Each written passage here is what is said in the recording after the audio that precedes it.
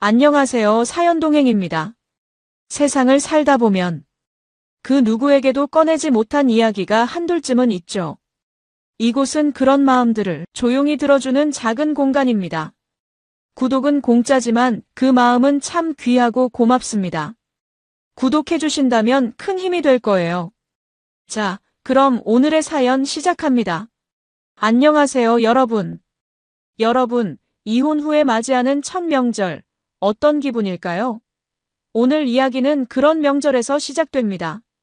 강민석, 44세 건축사예요. 그에게 이번 추석은 뭔가 달랐죠. 창문 너머로 들어오는 가을 햇살이 유난히 따스하게 느껴졌습니다. 거실에선 수진이 송편을 빚고 있었어요. 36의 수진은 민석과 함께 산 지 벌써 2년째였죠. 민석 씨, 이것 좀 봐요. 제가 송편 빚는 거 처음인데 꽤 괜찮지 않아요? 수진의 목소리엔 들뜬 기대감이 가득했습니다. 하얀 앞치마를 두른 수진의 손놀림은 서툴렀지만 하나하나 정성스럽게 반죽을 빚어내고 있었어요. 민석은 그런 수진을 보며 피식 웃었죠. 응, 잘하네. 생각보다 솜씨가 좋은데? 그죠? 유튜브 보면서 엄청 연습했다니까요. 수진의 말에 민석은 고개를 끄덕였습니다. 가족이라는 단어가 더 이상 무겁게 느껴지지 않았어요. 예전 같았으면 명절이 다가올 때마다 가슴 한구석이 답답하고 무거웠는데 지금은 완전히 달랐죠. 오히려 기대되고 설레기까지 했습니다. 너무 좋다. 이제야 진짜 명절 같네. 민석의 입가에 편안한 미소가 번졌어요. 3년 전 그를 떠난 전처 서지연의 모습은 이젠 희미한 잔상처럼 흐릿했습니다. 39이었던 지연은 불륜을 저지르고 집을 나갔죠. 당시 민석은 세상이 무너지는 것 같았어요. 믿었던 사람에게 배신당했고 가정이 산산조각 났으니까요. 하지만 시간이 약이라더니 정말 그랬습니다. 지연이 떠난 후 상간남에게도 버림받았다는 소문만 풍문으로 들렸을 뿐 민석은 이미 그 모든 과거를 완전히 지워버렸어요. 아니, 지웠다기보다는 무감각해졌다는 표현이 더 정확할지도 모르겠네요. 이제는 지연이라는 이름조차 그의 머릿속에서 아무런 파장을 일으키지 않았습니다. 오늘 저녁엔 뭐 해드릴까요? 민석 씨가 좋아하는 잡채 만들어도 돼요? 좋지. 내가 해주는 거면 다 맛있어. 부엌에서 들려오는 경쾌한 칼질 소리, 보글보글 끓는 국물 소리. 집안 가득 퍼지는 음식 냄새가 민석의 마음까지 따뜻하게 데워줬습니다. 수진과 함께하는 이 평범한 일상이 그에겐 새로운 행복이었죠. 더 이상 과거를 돌아보지 않아도 됐어요. 앞만 보고 걸어가면 됐습니다. 민석은 소파에 앉아 건축 잡지를 넘기면서도 수진의 뒷모습을 자꾸 바라봤어요. 앞치마 끈을 묶은 가느다란 허리, 콧노래를 흥얼거리며 요리하는 모습이 참 평화로워 보였습니다. 이런 게 진짜 행복이구나 싶었죠. 화려하지 않아도 특별하지 않아도 그저 함께 있는 것만으로 충분한 사람. 수지는 그런 사람이었습니다. 민석 씨, 송편 찌는 동안 커피 한잔 할래요? 그래, 좋지. 수진이 정성스럽게 내린 커피 향이 거실까지 퍼져왔어요. 민석은 따뜻한 머그잔을 두 손으로 감싸며 창밖을 바라봤습니다. 높고 푸른 가을 하늘, 살랑거리는 바람에 흔들리는 나뭇가지들. 모든 게 평온했죠. 폭풍 같았던 지난 시간들이 거짓말처럼 느껴질 만큼요. 저 송편 처음 만들어 보는데 진짜 떨려요. 맛없으면 어떡하죠? 수진이 살짝 불안한 표정으로 물었습니다. 민석은 수진의 손을 가만히 잡아주며 말했어요. 괜찮아. 내 마음이 들어간 거니까 무조건 맛있을 거야. 에이, 그래도요. 어머님 제사상에 올릴 건데 잘 만들어야죠. 수진의 말에 민석은 잠시 말없이 고개를 끄덕였습니다. 민석의 어머니는 작년에 돌아가셨어요. 생전에 지연의 불륜을 알고 큰 상처를 받으셨지만 수진만큼은 진심으로 좋아하셨죠. 며느리라고 부르진 못했어도 수진을 볼 때마다 따뜻하게 웃어주셨습니다. 어머니도 분명 좋아하실 거야. 내가 이렇게 정성껏 준비하는 거 보면 흐뭇해하실 거라고. 정말요? 그러시면 좋겠네요. 두 사람은 잠시 말없이 커피를 마셨습니다. 고요하고 평화로운 오후였어요. 민석은 이 순간이 계속 이어지길 바랐죠. 더 이상 아무것도 흔들리지 않는 그저 담담하고 평온한 일상들로 가득한 시간들이요. 과거는 이미 끝났고 지연이라는 존재도 완전히 사라졌습니다. 이제 민석에게 남은 건 수진과의 미래뿐이었어요. 그렇게 믿고 있었습니다. 추석날 아침이었습니다. 민석은 평소보다 일찍 일어나 창문을 활짝 열었어요. 선선한 바람이 얼굴을 스치고 지나갔죠. 상쾌한 아침이었습니다. 수진은 아직 잠들어 있었고 민석은 혼자 거실로 나와 차례 준비를 확인했어요. 오늘 날씨 정말 좋네. 혼잣말을 중얼거리며 민석은 차례상을 다시 한번 정돈했습니다. 어머니가 좋아하셨던 배, 대추, 밤들이 정갈하게 놓여 있었죠. 수진이 어제 밤늦게까지 준비한 음식들도 냉장고에 가지런히 담겨 있었어요. 민석은 흐뭇한 미소를 지으며 부엌으로 향했습니다. 커피를 내리던 그때였어요. 띠링동, 초인종 소리가 울렸습니다. 민석은 시계를 봤죠. 아침 9시 반. 누가 이 시간에 찾아왔을까요? 택배일 리도 없었고 명절이라 아는 사람들도 다 고향에 내려갔을 텐데 말이죠. 누구지? 민석은 인터폰 화면을 확인했습니다. 그 순간 그의 손이 멈췄어요. 화면 속에 비친 얼굴. 믿을 수 없었죠. 낡은 점퍼를 입고 머리는 단정하지 못하게 헝클어진 채 손에는 송편 상자를 든 여자가 서 있었습니다. 서지연이었어요. 민석의 눈빛이 차갑게 식었습니다. 심장이 두근거리거나 손이 떨리지도 않았어요. 그저 귀찮다는 감정만 스쳐 지나갔죠. 민석은 깊게 한숨을 쉬고는 현관문을 열었습니다. 문이 열리자 지연의 얼굴이 또렷하게 보였어요. 3년 만에 보는 전처의 모습은 처참했습니다. 눈 밑엔 깊은 다크서클이 자리했고 볼은 푸석하게 꺼져 있었죠. 한때 화장을 꼼꼼히 하고 명품 가방을 들고 다니던 여자의 모습은 어디에도 없었어요. 지연은 떨리는 목소리로 입을 열었습니다. 민석아, 나야. 잠깐만 시간 좀 줘. 민석은 문틈 사이로 지연을 바라봤어요. 아무 말도 하지 않았죠. 지연은 그런 민석의 냉담한 시선을 견디지 못하고 시선을 내리깔았습니다. 손에 든 송편 상자를 들어올리며 다시 말했어요. 이거라도 받아줘. 어머님, 제사 때 드시라고. 내가 직접 만들었어. 민석은 송편 상자를 쳐다보지도 않았습니다. 차갑고 단호한 목소리로 물었죠. 무슨 일인데? 민석아, 나 정말 후회하고 있어. 매일매일 후회하면서 살아. 그때 내가 미쳤었어. 정신이 나가 있었다고. 제발 한 번만. 됐어. 민석은 지연의 말을 자르며 차갑게 말했습니다. 목소리엔 어떤 감정의 파동도 실려 있지 않았어요. 마치 낯선 보험 설계사를 대하듯 그저 귀찮은 방문자를 쫓아내는 듯한 톤이었죠. 나 바빠. 그만 가. 민석아, 제발. 지연의 목소리가 떨렸습니다. 눈가가 붉어지더니 금방이라도 눈물이 쏟아질 것 같았어요. 하지만 민석은 더 이상 지연의 눈물에 흔들리지 않았습니다. 예전 같았으면 마음이 약해졌을지도 모르죠. 하지만 지금은 달랐어요. 그 눈물이 진심인지 연기인지도 궁금하지 않았습니다. 송편은 필요 없어. 우리 집에도 있으니까.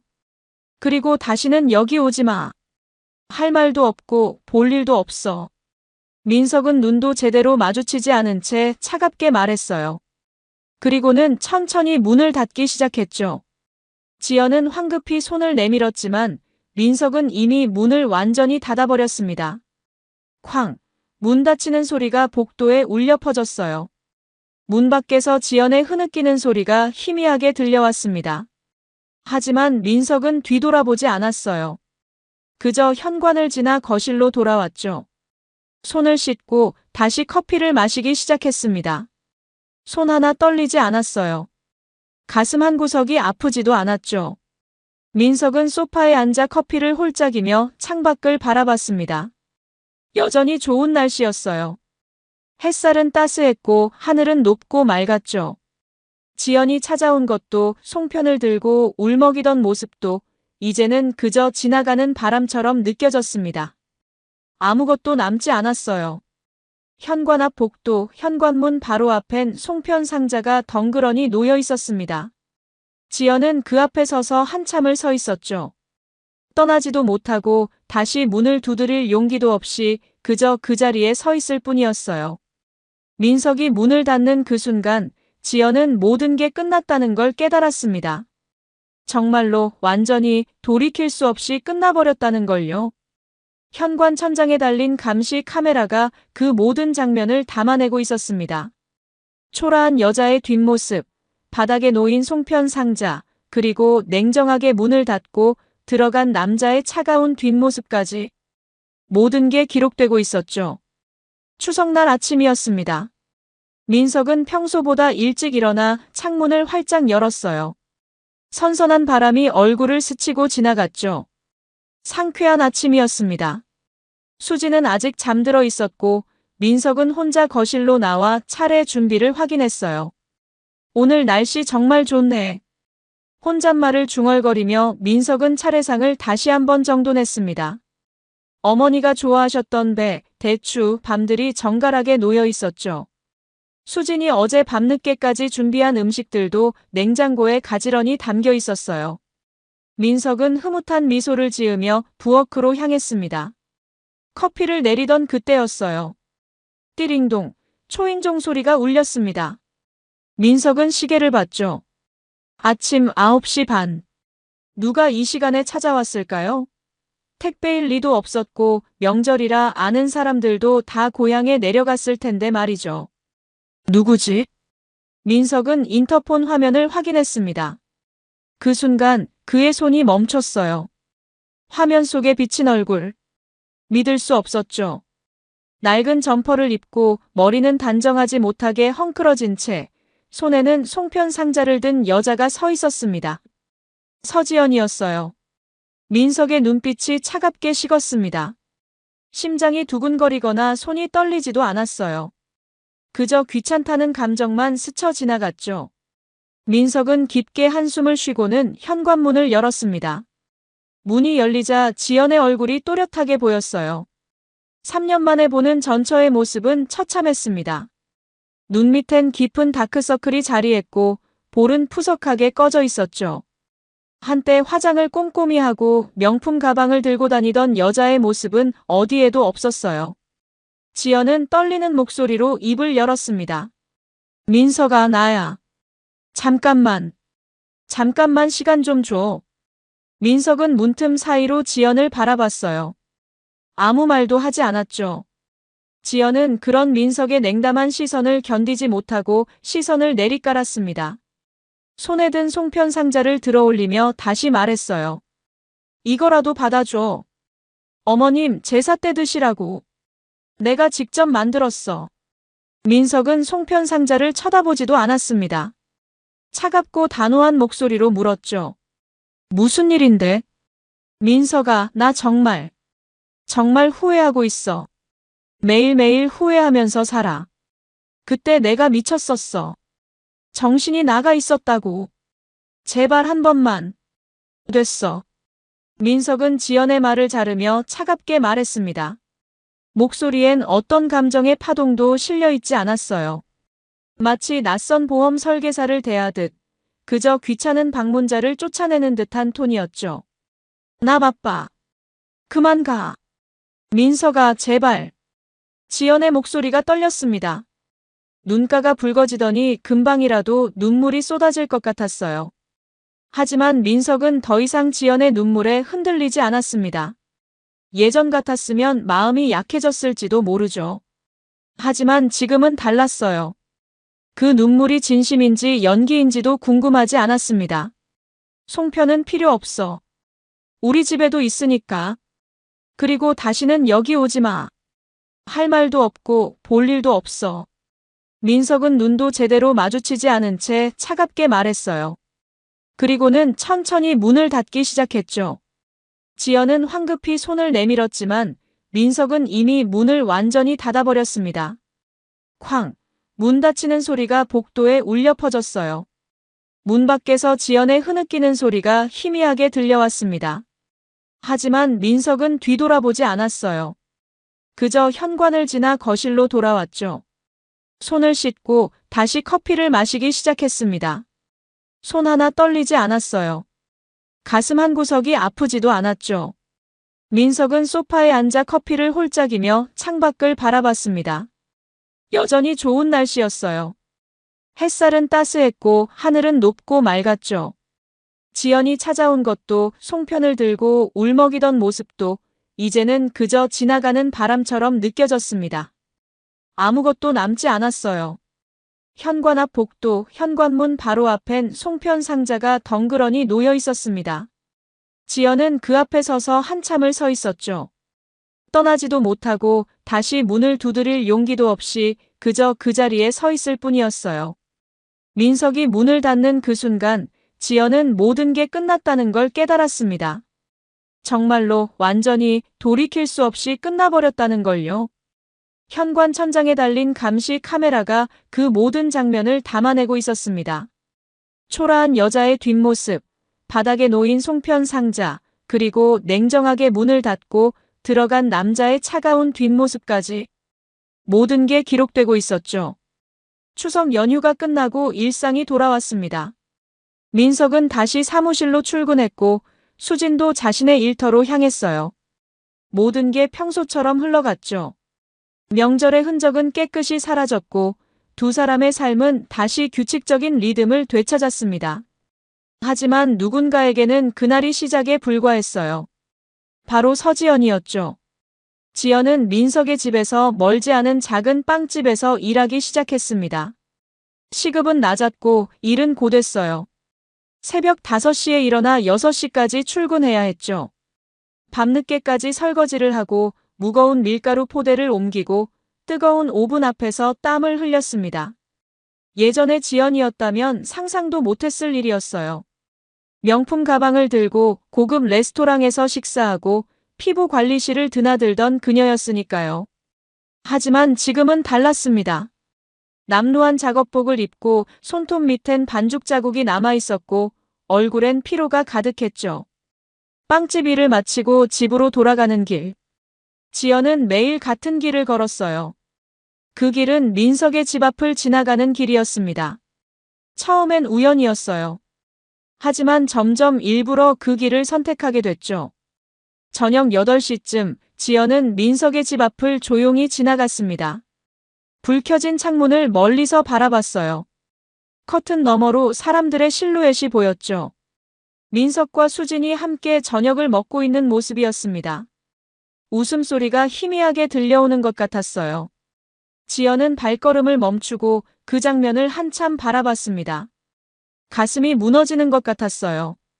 저 안에 자신이 있어야 했는데, 저렇게 웃고 있어야 했는데. 모든 게 자신의 잘못이었죠. 돌이킬 수 없는 실수였습니다. 며칠이 지났어요. 지연은 빵집 일을 마치고 다시 민석의 집 앞을 지나갔습니다. 이번엔 작은 쇼핑백을 들고 있었어요. 안에는 자신이 직접 만든 식빵이 들어있었죠. 현관문 앞에 살짝 내려놓고는 황급히 돌아섰습니다. 다음 날 저녁 지연은 또다시 그 길을 걸었어요. 어제 놓아둔 식빵은 그대로 있었습니다. 아무도 가져가지 않은 채로요. 지연은 그걸 보고 쓴웃음을 지었죠. 그래도 포기하지 않았어요. 이번엔 작은 케이크 조각을 담은 상자를 놓고 갔습니다. 일주일이 지났습니다. 지연이 놓고 간 음식들은 모두 그대로 남아 있었어요. 어떤 건 말라 비틀어져 있었고 어떤 건 비를 맞아 젖어 있었죠. 민석은 한 번도 그것들을 집어들지 않았습니다. 어느 날 밤 민석은 퇴근길에 현관 앞을 지나다 바닥에 놓인 상자를 발견했어요. 또 지연이 놓고 간 거였죠. 민석은 한숨을 쉬며 상자를 집어들었습니다. 무거운 한숨과 함께 그대로 쓰레기통에 던져 넣었어요. 또 왔네. 민석은 짜증스럽게 중얼거렸습니다. 감정이 잃지는 않았지만 귀찮았어요. 왜 자꾸 이러는 건지 이해할 수 없었죠. 이미 끝난 관계인데 왜 계속 매달리는 건지 알 수가 없었습니다. 집에 들어간 민석은 수진에게 아무 말도 하지 않았어요. 굳이 말할 필요가 없었으니까요. 그냥 넘어가면 될 일이었습니다. 하지만 지연은 멈추지 않았어요. 다음 날도 그 다음 날도 똑같이 민석의 집 앞을 지나갔습니다. 매번 작은 선물을 놓고 갔죠. 직접 만든 빵, 케이크, 쿠키들. 정성껏 만든 것들이었지만 민석은 한 번도 그걸 집으로 가져가지 않았어요. 밤마다 지연은 민석의 집 창문을 멀리서 바라봤습니다. 불빛이 따뜻하게 새어나오는 그 창문을 보며 눈물을 삼켰어요. 저 안에서 민석은 수진과 함께 웃고 있겠죠. 자신은 완전히 잊혀진 채로요. 미안해. 정말 미안해. 지연은 작은 목소리로 중얼거렸습니다. 하지만 그 목소리는 아무에게도 닿지 않았어요. 그저 차가운 밤 공기 속으로 흩어질 뿐이었죠. 어느 날 밤, 비가 내렸습니다. 지연은 우산도 없이 민석의 집 앞을 지나갔어요. 온몸이 흠뻑 젖었지만 개의치 않았죠. 그저 불 켜진 창문을 바라보며 서 있었습니다. 얼마나 시간이 흘렀을까요? 지연의 몸은 추위로 덜덜 떨리고 있었어요. 그때 현관문이 열렸습니다. 민석이 쓰레기를 버리러 나온 거였죠. 민석은 복도 끝에 서 있는 지연을 발견했어요. 비에 젖어 초라하게 서 있는 그녀를 보고도 민석의 표정엔 아무런 변화가 없었습니다. 민석은 지연을 그냥 지나쳐 쓰레기 분리수거장으로 향했어요. 쓰레기를 버리고 돌아오는 길에도 지연은 여전히 그 자리에 서 있었죠. 민석은 그녀를 한번 쳐다보고는 그대로 집 안으로 들어갔습니다. 아무 말도 하지 않았어요. 문이 닫히는 소리가 복도에 울려 퍼졌습니다. 지연은 그 자리에 주저앉아 울음을 터뜨렸어요. 비는 계속 내렸고 지연의 눈물은 빗물과 섞여 흘러내렸습니다. 아무도 그녀를 위로하지 않았어요. 그저 차가운 밤만이 그녀를 감싸고 있었죠. 10월이 되었습니다. 아침 저녁으로 쌀쌀한 바람이 불기 시작했어요. 민석은 여전히 규칙적인 일상을 살았고 수진과의 관계도 평온했죠. 두 사람은 주말마다 함께 산책을 나갔고 저녁엔 함께 요리를 하며 시간을 보냈습니다. 어느 토요일 오후였어요. 수진은 빨래를 널기 위해 베란다로 나갔습니다. 창문을 열자 시원한 바람이 얼굴을 스쳤죠. 빨래를 널던 수진은 문득 아래를 내려다봤어요. 아파트 입구 쪽에 한 여자가 서 있었습니다. 낯익은 실루엣이었어요. 수진은 눈을 가늘게 뜨고 자세히 바라봤죠. 그 여자는 민석의 집 쪽을 올려다보고 있었습니다. 한참을 그렇게 서 있더니 천천히 걸어서 사라졌어요. 누구지? 왜 우리 집을 보고 있었을까? 수진은 이상한 느낌이 들었지만 대수롭지 않게 넘겼습니다. 그냥 지나가던 사람이겠거니 생각했죠. 빨래를 다 널고 거실로 돌아온 수진은 소파에 앉아있는 민석에게 물었어요. 민석 씨, 혹시 아는 사람 중에 이 근처 사는 사람 있어요? 응? 왜? 아니, 아까 아래에서 누가 우리 집을 계속 올려다보고 있었거든요. 민석의 손이 잠깐 멈췄습니다. 하지만 금방 태연한 표정을 지으며 대답했어요. 아, 그냥 지나가던 사람이겠지. 신경 쓰지 마. 그런가? 좀 이상했는데. 수지는 더 이상 묻지 않았습니다. 민석이 별일 아니라고 하니 그러려니 했죠. 하지만 마음 한구석이 계속 찜찜했어요. 며칠 뒤 수지는 저녁에 집에 돌아오다 현관문 앞에서 작은 상자를 발견했습니다. 예쁘게 포장된 케이크 상자였어요. 수지는 고개를 갸웃하며 상자를 집어들었죠. 보낸 사람 이름은 없었고 받는 사람 이름도 없었습니다. 이게 뭐지? 누가 놓고 간 거야? 수지는 상자를 들고 집 안으로 들어갔어요. 민석은 아직 퇴근하지 않은 상태였죠. 수지는 상자를 식탁 위에 올려놓고 천천히 열어봤습니다. 안에는 정성스럽게 만든 케이크가 들어있었어요. 누가 이런 걸 보냈을까? 민석 씨한테 뭔가 있나? 수지는 케이크를 보며 여러 생각이 들었습니다. 하지만 크게 신경 쓰이진 않았어요. 그냥 누가 잘못 놓고 간 거라고 생각했죠. 저녁 무렵 민석이 퇴근했습니다. 현관문을 열고 들어서자 수진이 식탁에 앉아 케이크 상자를 바라보고 있었어요. 민석 씨, 이거 봤어요? 민석은 케이크 상자를 보자 표정이 굳었습니다. 하지만 금방 무표정한 얼굴로 돌아왔죠. 뭔데? 문 앞에 있었어요. 누가 놓고 간 것 같은데 받는 사람 이름도 없고. 민석은 케이크 상자를 집어들었어요. 잠시 바라보다가 무심하게 말했습니다. 그냥 버려. 버려요? 이거 꽤 비싸 보이는데. 필요 없어. 누가 장난으로 놓고 간 거겠지. 민석의 목소리는 단호했어요. 수지는 민석의 표정을 살폈지만 아무것도 읽을 수 없었죠. 민석은 케이크 상자를 쓰레기 봉투에 넣고 묶어버렸습니다. 이거 또 왔어요? 그 여자. 수진이 조심스럽게 물었어요. 민석은 잠시 멈칫했지만 곧 고개를 끄덕였죠. 아마도. 누군데요? 왜 자꾸 이러는 거예요? 아무것도 아니야. 신경 쓰지 마. 민석의 대답은 차갑고 간결했습니다. 수지는 더 묻고 싶었지만 민석의 표정을 보니 말을 꺼낼 수가 없었어요. 민석은 이미 이 대화를 끝내고 싶어 하는 것 같았죠. 근데 민석 씨, 혹시 그 사람이 계속 이러면 어떡해요? 괜찮아. 곧 그만둘 거야. 정말요? 응. 이미 끝난 사람한테 감정 쓸 시간 없어. 민석의 목소리엔 확신이 담겨 있었어요. 수지는 민석의 말을 믿기로 했죠. 하지만 마음 한구석이 불편했습니다. 누가 자꾸 이런 식으로 찾아온다는 게 기분이 좋지 않았어요. 그날 밤 민석은 침대에 누워 천장을 바라봤습니다. 옆에선 수진이 잠들어 있었어요. 민석은 한숨을 쉬었죠.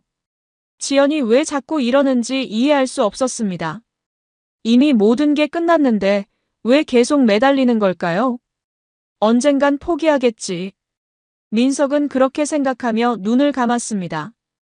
지연에 대한 어떤 감정도 없었어요. 그저 귀찮을 뿐이었죠. 그 시각 지연은 아파트 단지 밖에서 민석의 집을 올려다보고 있었습니다. 불이 꺼진 창문을 보며 눈물을 흘렸어요. 케이크를 들고 갔지만 역시나 받아주지 않았겠죠. 지연은 그걸 알면서도 계속 찾아갔습니다. 언젠간 용서해주겠지. 지연은 그렇게 중얼거리며 돌아섰어요. 하지만 마음 깊은 곳에선 알고 있었죠. 민석은 절대 돌아오지 않을 거라는 걸요. 며칠 뒤 또다시 민석의 집 앞에 작은 상자가 놓여 있었습니다. 이번엔 수진이 먼저 발견했어요. 수진은 상자를 집어들지도 않고 민석에게 전화를 걸었죠. 민석 씨, 또 왔어요. 이번엔 제가 바로 버릴게요. 그래, 그냥 버려. 전화를 끊은 수진은 상자를 쓰레기통에 던져 넣었습니다.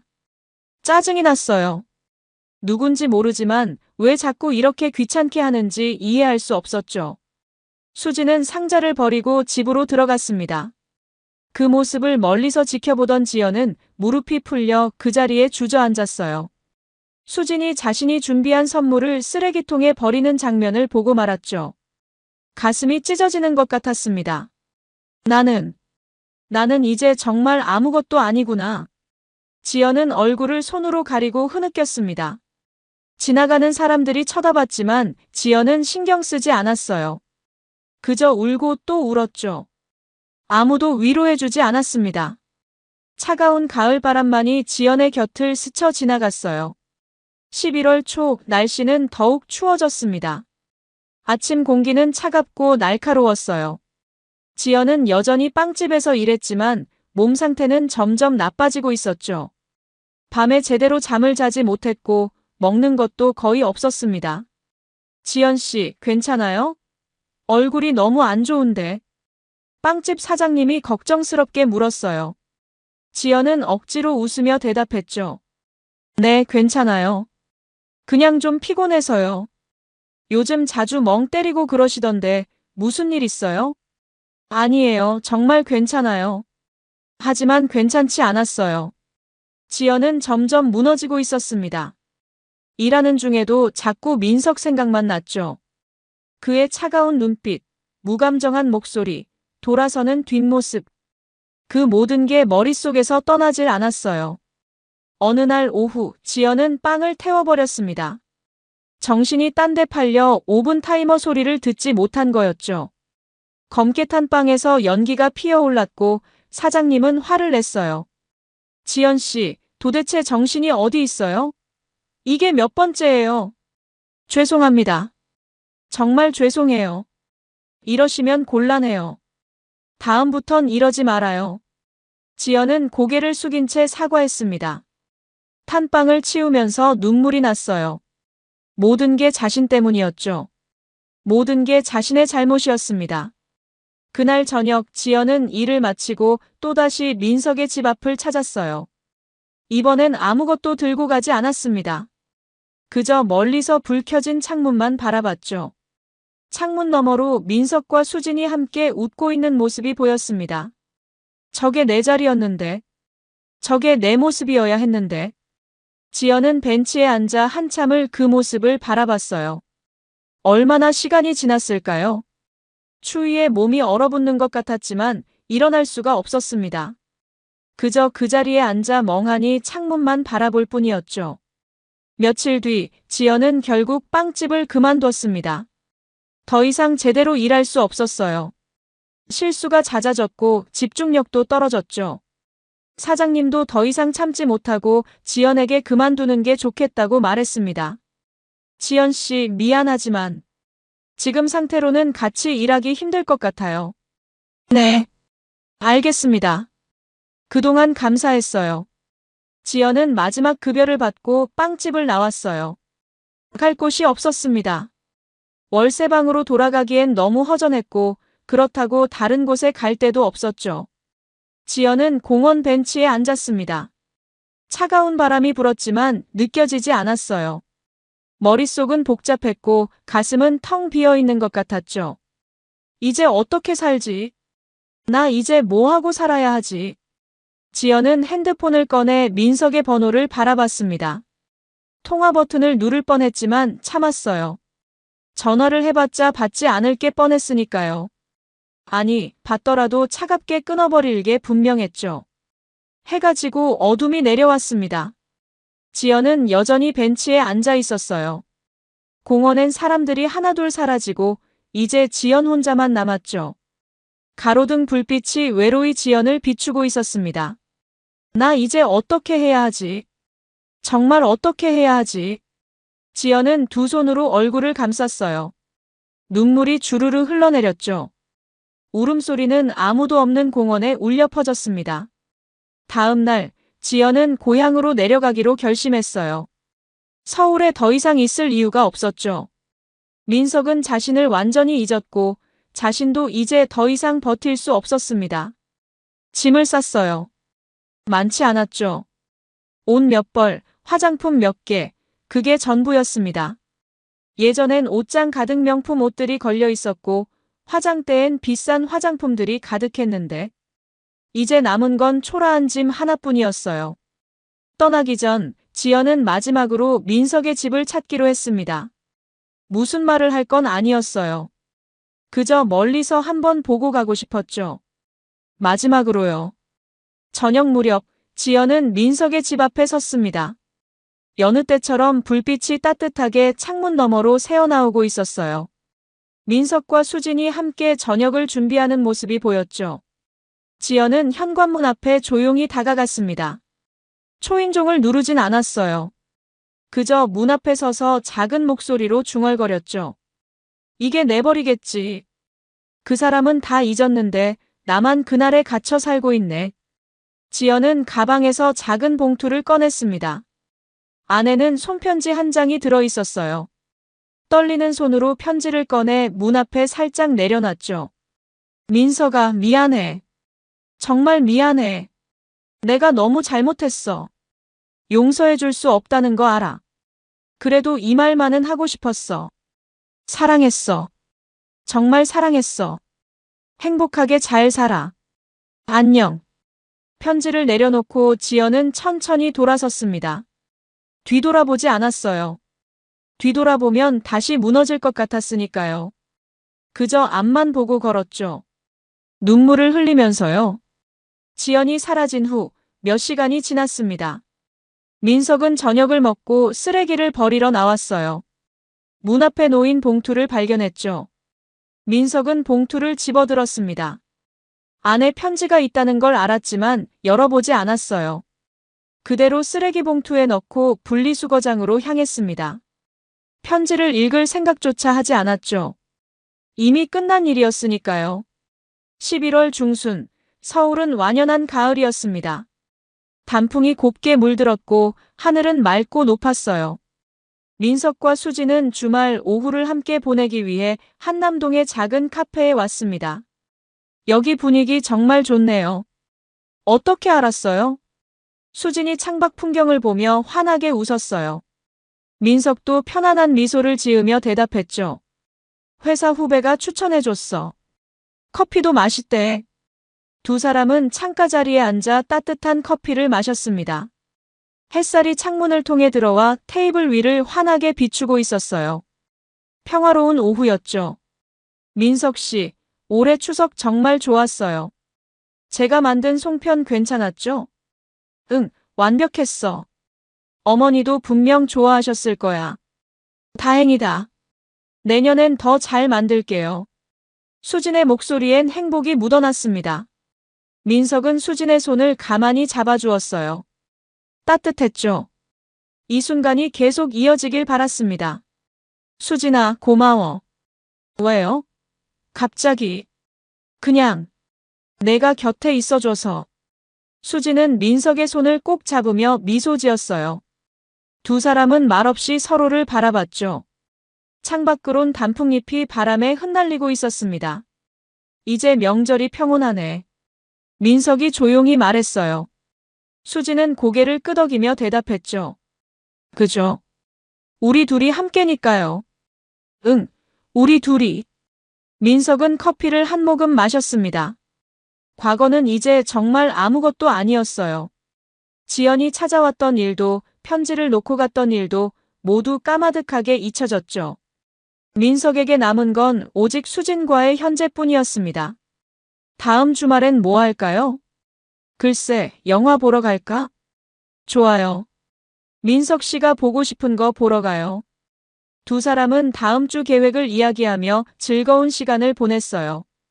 웃음소리가 카페 안에 울려 퍼졌죠. 행복한 오후였습니다. 카페를 나온 두 사람은 손을 잡고 거리를 걸었어요. 단풍이 곱게 물든 가로수길을 따라 천천히 걸으며 이런저런 이야기를 나눴죠. 민석의 얼굴엔 평온함이 가득했습니다. 더 이상 과거에 얽매이지 않았어요. 완전히 자유로웠죠. 민석 씨, 행복해요? 응, 행복해. 저도요. 수진이 민석의 팔에 자신의 팔을 감았습니다. 두 사람은 그렇게 걸으며 저녁 노을을 바라봤어요. 하늘은 붉게 물들어 있었고 바람은 선선했죠. 그날 밤 민석은 침대에 누워 천장을 바라봤습니다. 옆에선 수진이 잠들어 있었어요. 민석은 수진의 얼굴을 가만히 바라보다가 눈을 감았죠. 마음이 편안했습니다. 아무 걱정도 아무 불안도 없었어요. 그 시각 멀리 떨어진 시골 기차역 대합실엔 한 여자가 앉아 있었습니다. 서지연이었어요. 초라한 가방 하나를 옆에 두고 차가운 의자에 앉아 창밖을 바라보고 있었죠. 지연은 봉투 하나를 손에 쥐고 있었습니다. 안에는 민석에게 주지 못한 송편 레시피 메모 한 장이 들어 있었어요. 어머니가 좋아하셨던 송편을 만드는 방법을 정성스럽게 적어 놓은 거였죠. 이것도 결국 못 줬네. 지연은 봉투를 가슴에 꼭 안았습니다. 눈물이 또다시 흘러내렸어요. 역 안엔 사람이 별로 없었고 지연의 흐느낌은 텅 빈 대합실에 조용히 울려 퍼졌습니다. 민석아, 미안해. 정말 미안해. 지연은 작은 목소리로 중얼거렸어요. 하지만 그 목소리는 아무에게도 닿지 않았죠. 그저 차가운 공기 속으로 사라질 뿐이었습니다. 기차 도착 안내 방송이 울려 퍼졌어요. 지연은 천천히 일어나 가방을 들었죠. 플랫폼으로 나가자 차가운 바람이 얼굴을 스쳤습니다. 기차가 들어오고 있었어요. 지연은 기차에 올라탔습니다. 빈자리에 앉아 창밖을 바라봤죠. 기차가 천천히 움직이기 시작했어요. 서울의 불빛들이 점점 멀어져 갔습니다. 민석이 있는 곳, 자신이 모든 걸 잃어버린 그곳이 점점 사라져 갔죠. 나는 평생 이 죄책감을 안고 살겠지. 지연은 눈을 감았습니다. 눈물은 계속 흘러내렸어요. 기차는 어둠 속을 달렸고 지연은 그 안에서 혼자 울고 있었습니다. 민석은 완전히 잊었습니다. 지연이라는 사람도 함께했던 시간도 모든 게 그의 기억에서 지워졌어요. 아니, 지워진 게 아니라 무감각해진 거였죠. 더 이상 아무런 감정도 일으키지 않는 그저 먼 과거의 일일 뿐이었습니다. 하지만 지연은 끝내 잊지 못했습니다. 매일 후회하며 살았고 매일 자책하며 살았어요. 민석의 얼굴이 머릿속에서 떠나질 않았고 그날의 실수가 가슴을 짓눌렀죠. 어떤 벌보다 무서운 건 혼자 후회하며 살아있는 거였습니다. 상대는 아무렇지도 않은데 자신만 그날에 갇혀 사는 거였죠. 용서받지 못한 채 그저 혼자 무너지는 거였습니다. 몇 달이 흘렀습니다. 어느덧 겨울이 찾아왔어요. 12월의 서울은 차갑고 건조했죠.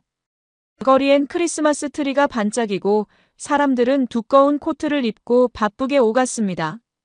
민석과 수지는 이사를 준비하고 있었어요. 더 넓은 집으로 옮기기로 한 거였죠. 새로운 시작을 위해서요. 두 사람은 주말마다 짐을 정리하며 바쁜 시간을 보냈습니다. 민석 씨, 이거 버려도 돼요? 수진이 오래된 상자를 들고 물었어요. 민석은 고개를 끄덕이며 대답했죠. 응, 다 버려. 새 집에선 새 물건만 쓰자. 좋아요. 그럼 깔끔하게 정리할게요. 두 사람은 불필요한 물건들을 하나씩 버리기 시작했습니다. 오래된 책, 안 쓰는 그릇들, 낡은 옷가지들. 과거의 흔적들을 하나씩 지워나가는 것 같았어요. 민석은 부엌 청소를 맡았습니다. 오래된 냉장고를 비우고 선반을 닦고 구석구석 먼지를 털어냈죠. 냉장고 제일 뒤쪽을 정리하던 중 민석의 손이 무언가에 닿았습니다. 이게 뭐지? 민석은 그것을 꺼내봤어요. 작은 상자였죠. 곰팡이가 핀 송편 상자였습니다. 언제 여기 들어온 건지 기억나지 않았어요. 아마 몇 달 전에 누군가 놓고 간 걸 수진이 냉장고에 넣어뒀나 봤죠. 민석은 상자를 잠시 바라봤습니다. 곰팡이 핀 송편, 낡고 구겨진 포장지. 누가 정성껏 만들어 놓고 간 게 분명했지만 이제 아무 쓸모없는 쓰레기가 되어버렸어요. 지연이 놓고 간 거였나? 순간 그 생각이 스쳤지만 민석은 곧 고개를 저었습니다. 중요하지 않았어요. 누가 놓고 갔든 이젠 아무 의미가 없었으니까요. 민석은 상자를 쓰레기 봉투에 넣었죠. 아무런 감정의 동요도 없었습니다. 민석 씨, 뭐 찾았어요? 수진이 부엌으로 들어오며 물었어요. 민석은 태연하게 대답했죠. 아니, 그냥 쓰레기 하나 나왔어. 다 버렸어요? 응, 다 버렸어. 민석은 쓰레기 봉투를 묶고 현관으로 향했습니다. 분리수거장에 버리고 돌아오는 길, 창밖으론 눈이 내리기 시작했어요. 첫눈이었죠. 올해도 벌써 끝나가네. 민석은 눈을 바라보며 생각했습니다. 올해는 정말 많은 일이 있었어요. 지연이 찾아온 것도, 귀찮은 일들이 있었던 것도. 하지만 이제 다 지나간 일이었죠. 새 집으로 이사하면 완전히 새로운 시작을 할 수 있을 거예요. 민석 씨, 눈 와요. 수진이 창가에서 신나게 소리쳤습니다. 민석은 수진에게 다가가 함께 창밖을 바라봤어요. 하얀 눈송이들이 조용히 내려오고 있었죠. 첫눈이네. 예쁘다. 그죠? 새 집에서도 이렇게 같이 첫눈 볼까요? 그래, 그러자. 두 사람은 서로를 바라보며 미소 지었습니다. 따뜻한 순간이었어요. 민석의 마음속엔 평온함만이 가득했죠. 과거는 완전히 사라졌고 미래만이 눈앞에 펼쳐져 있었습니다. 그 시각, 멀리 떨어진 작은 시골 마을. 지연은 무료 급식소에서 봉사활동을 하고 있었어요. 허름한 앞치마를 두르고 국을 떠서 어르신들께 나눠드리고 있었죠. 할머니, 여기 있어요. 따뜻하게 드세요. 고맙네, 아가씨. 지연은 미소를 지으며 다음 분에게 국을 떠드렸습니다. 손은 거칠어졌고 얼굴엔 피로가 가득했지만 지연의 눈빛엔 뭔가 달라진 게 있었어요. 참회하는 마음이었죠. 이렇게라도 살아야지. 이렇게라도 속죄하면서 살아야지. 지연은 속으로 중얼거렸습니다. 민석을 잊을 순 없었지만 이제 더 이상 찾아가지 않았어요. 민석에겐 새로운 삶이 있고 자신은 그 삶에 끼어들 자격이 없다는 걸 깨달았죠. 봉사를 마치고 지연은 밖으로 나왔습니다. 시골 마을에도 눈이 내리고 있었어요. 지연은 하늘을 올려다보며 하얀 눈을 바라봤죠. 차갑고 고요한 눈이었습니다. 민석아, 행복하게 살아. 제발 행복하게. 지연은 눈을 감았습니다. 눈물이 흘러내렸지만 이젠 소리내어 울지 않았어요. 그저 조용히 혼자서 눈물을 흘릴 뿐이었죠. 민석은 완전히 잊었습니다. 지연이라는 존재도 함께했던 시간도 모든 게 그의 기억에서 희미해졌어요.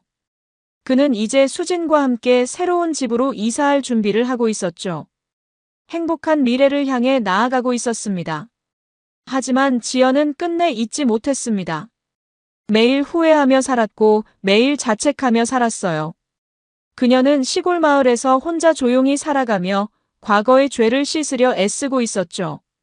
어떤 벌보다 무서운 건 혼자 후회하며 살아있는 거였습니다. 상대는 완전히 잊고 행복하게 살아가는데 자신만 그날의 실수에 갇혀 평생을 살아가는 거였어요. 용서받지 못한 채로요. 진짜 벌은 상대가 아무 감정도 없을 때 시작되는 거였습니다. 사랑은 끝나도 후회는 끝나지 않았어요. 지연은 그걸 뼈저리게 깨달았죠. 너무 늦게요. 창밖으론 눈이 계속 내렸습니다. 서울에도 시골에도 조용히 하얀 눈이 내렸어요. 같은 하늘 아래 완전히 다른 두 사람의 삶이 펼쳐지고 있었습니다. 한 사람은 평온하게 웃으며 새로운 미래를 준비하고 다른 한 사람은 과거의 그림자 속에서 혼자 눈물을 흘리고 있었죠. 그렇게 이야기는 끝이 났습니다. 하지만 지연의 후회는 끝나지 않았어요. 평생 계속될 거였죠. 그게 그녀가 치러야 할 벌이었습니다. 여러분, 오늘 사연 어떻게 들으셨나요? 지금 이 순간 무슨 생각이 드셨는지도 궁금합니다. 여러분의 소중한 생각을 댓글로 남겨주세요. 지금까지 사연동행이었습니다. 함께 해주신 모든 분들께 진심으로 마음 깊이 감사드립니다. 방송 끝나기 전에 혹시 아직 구독과 좋아요 안 누르셨다면 그 한 번의 클릭이 이 채널을 계속 이어가게 하는 큰 힘이 된답니다. 다음 사연에서 다시 인사드릴게요. 여러분 평안하세요. 안녕하세요. 사연동행입니다. 세상을 살다 보면 그 누구에게도 꺼내지 못한 이야기가 한둘쯤은 있죠. 이곳은 그런 마음들을 조용히 들어주는 작은 공간입니다. 구독은 공짜지만 그 마음은 참 귀하고 고맙습니다. 구독해주신다면 큰 힘이 될 거예요. 자, 그럼 오늘의 사연 시작합니다. 안녕하세요, 유튜브 구독자 여러분. 오늘은 제가 직접 겪은 이야기를 들려드리려고 합니다. 저는 박민우라고 하고 올해 42살입니다. 직업은 사설탐정이죠. 벌써 17년째 이 일을 하고 있어요.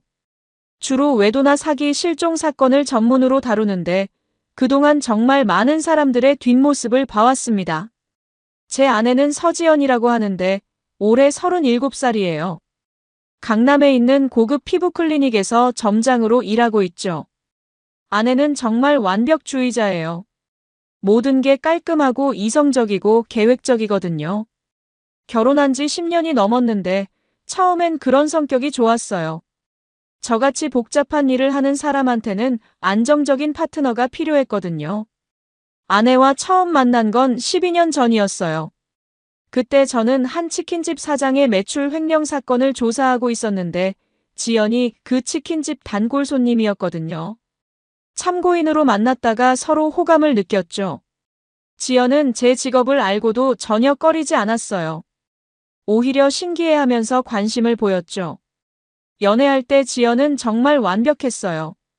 약속 시간은 절대 늦지 않고 데이트 코스도 미리 계획해서 알려주고 제가 좋아하는 음식도 금방 파악해서 맛있는 집들을 찾아다녔어요. 결혼 준비도 체계적으로 했죠. 예식장 예약부터 혼수 준비까지 모든 걸 엑셀로 정리해서 관리했거든요. 결혼 초기에도 지연은 훌륭한 아내였어요. 집안일도 깔끔하게 하고 제가 출장 갈 때마다 짐도 미리 싸주고 몸이 아플 때는 정성스럽게 간병해줬어요.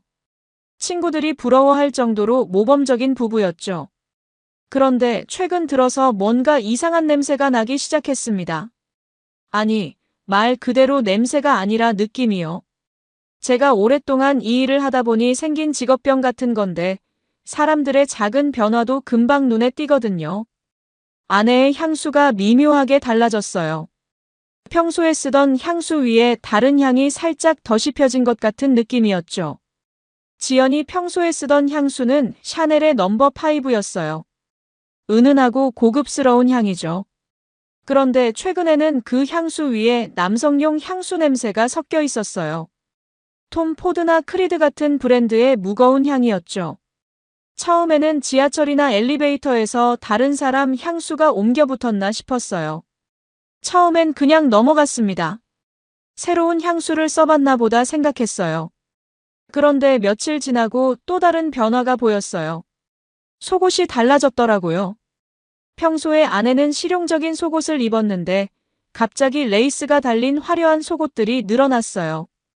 빨래를 널면서 우연히 본 건데 뭔가 이상했죠. 지연이 평소에 입던 속옷은 무난한 면 소재의 브라와 팬티였어요. 편하고 실용적인 걸 선호했거든요. 그런데 갑자기 빨간색 레이스 브라, 검은색 시스루 팬티, 심지어 가터벨트까지 생겼더라고요. 평소 지연의 취향과는 완전히 다른 것들이었어요. 그 다음은 생리주기였어요. 아내는 워낙 규칙적인 사람이라서 생리주기도 정확했거든요. 스마트폰 앱으로 관리까지 하면서 정확히 28일 주기를 유지했어요. 그런데 최근 들어서 패턴이 조금씩 어긋나기 시작했어요. 며칠씩 빠르거나 늦어지는 게 반복되더라고요. 아내에게 몸이 안 좋냐고 물어봤는데 그냥 스트레스 때문일 거라고 하더군요. 마지막으로 귀가 시간이었어요. 아내는 평소에 6시 반이면 집에 왔는데 최근에는 7시, 8시로 점점 늦어지고 있었어요.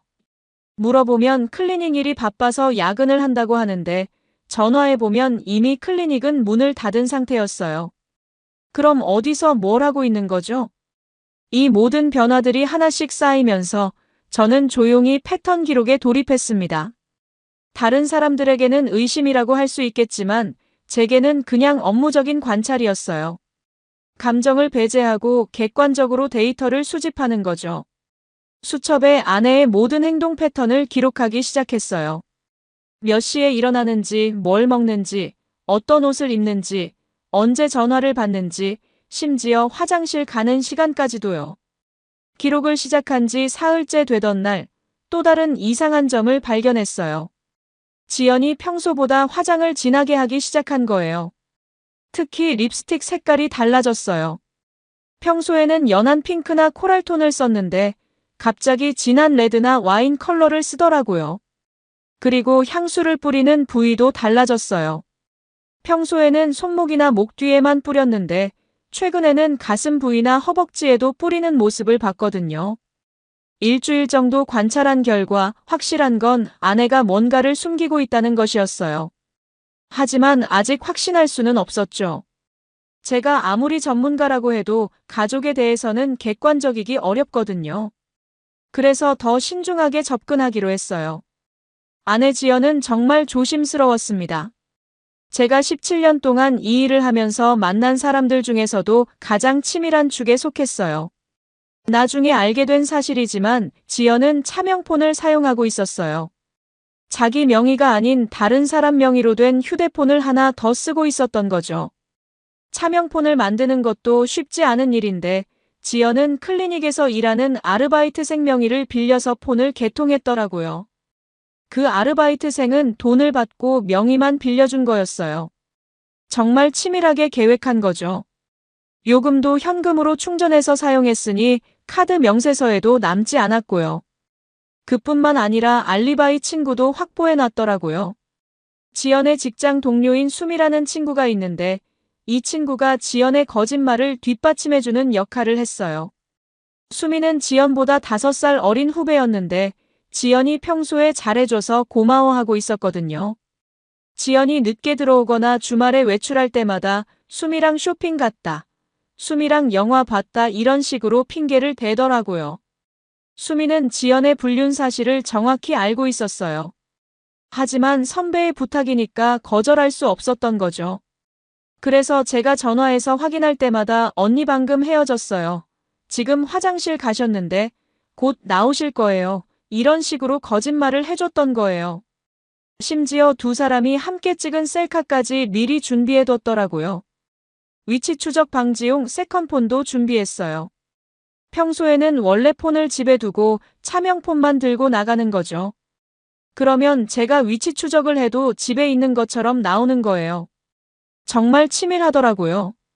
게다가 차명폰으로만 연락하니까 통화 기록도 제가 확인할 수 없었고요. 지연은 심지어 집에 있는 원래 폰에도 조작을 해뒀어요. 실제로는 밖에 있으면서도 집에서 문자를 보낸 것처럼 보이게 하는 앱을 설치해둔 거예요. 그래서 제가 지금 뭐 해? 라고 문자를 보내면 집에서 드라마 보고 있어라고 답장이 왔는데 실제로는 다른 남자와 함께 있었던 거죠. 호텔 대신 에어비앤비를 사용하는 것도 영리했어요.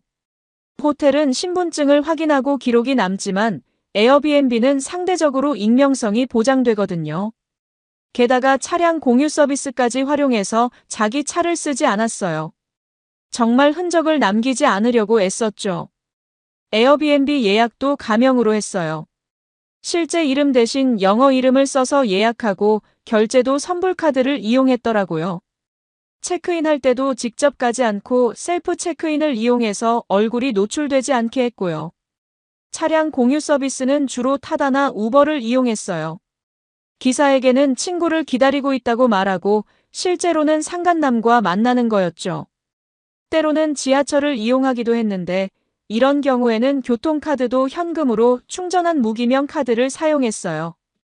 가장 놀라운 건 지연이 제 일정까지 철저히 파악하고 있었다는 사실이에요.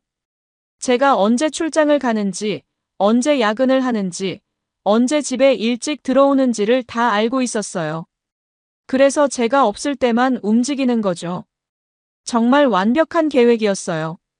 지연은 제 스케줄을 파악하기 위해서 제 휴대폰에 스파이 앱까지 설치해뒀더라고요.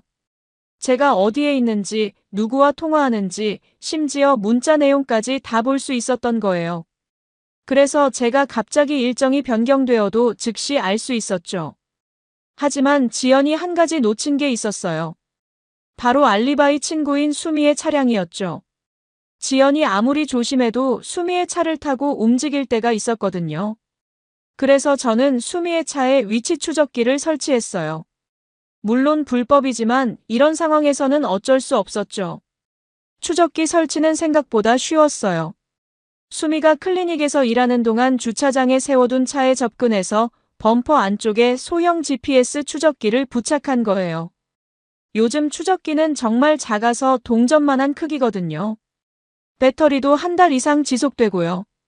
추적기를 설치하고 며칠 후 드디어 패턴이 보이기 시작했어요.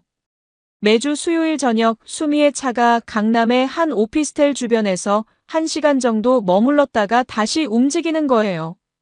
그리고 그 시간에 지연의 원래 폰은 집에 있었죠. 이때 저는 확신했어요.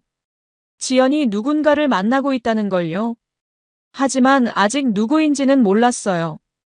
그래서 더 자세한 조사에 들어갔죠. 제가 이 일을 하면서 배운 게 하나 있는데 의심이 아니라 감지가 중요하다는 거예요. 의심은 감정이지만 감지는 데이터예요. 저는 감정을 배제하고 오직 데이터만 믿었어요.